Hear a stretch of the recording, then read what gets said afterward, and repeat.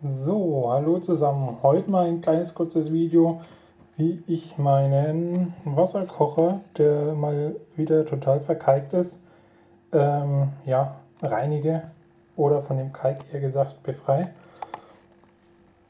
Dazu nehme ich hier wo gibt es das beim DM? Gibt es das Zitronensäure, ist für alles Mögliche, für Kaffeemaschinen, Spülmaschinen und eben auch Wasserkocher. Ja, also Kaffee, Kochmaschinen hier, Thermoskannen, Filter, Zahnputzbecher, WC, bla bla bla, überall wo Kalk dran ist, kann man das verwenden. Das ist Zitronensäure, ja, ist nicht unbedingt gesundheitsschädlich, aber man soll es natürlich auch nicht in Massen konsumieren.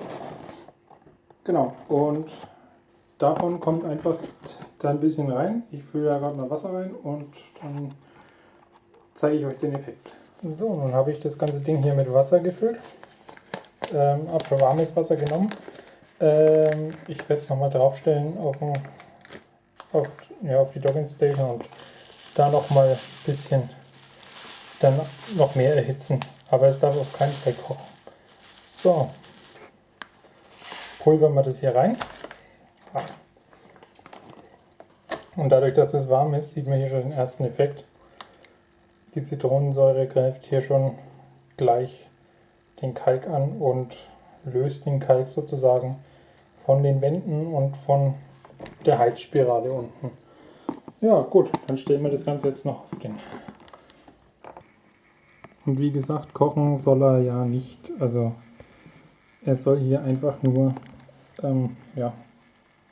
das Wasser noch ein bisschen mehr erwärmen. Bis kurz vorm Kochpunkt. Und dann sollen wir das Ganze eine Weile stehen lassen.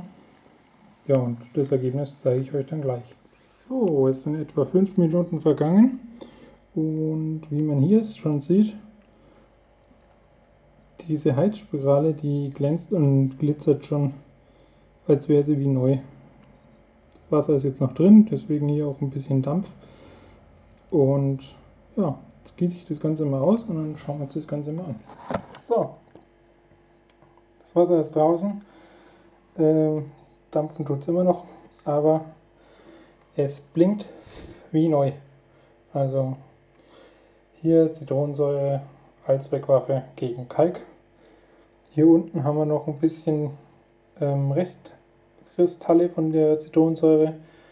Die muss man jetzt einfach rausschwenken und auch hier oben in dem Filter befinden sich noch ein paar Kristalle. Die werde ich jetzt dazu noch mit ein paar Mal ausspülen, rausspülen. Und ja, dann kann man wieder schneller heißes Wasser kochen, wenn die Heizspirale so frei ist.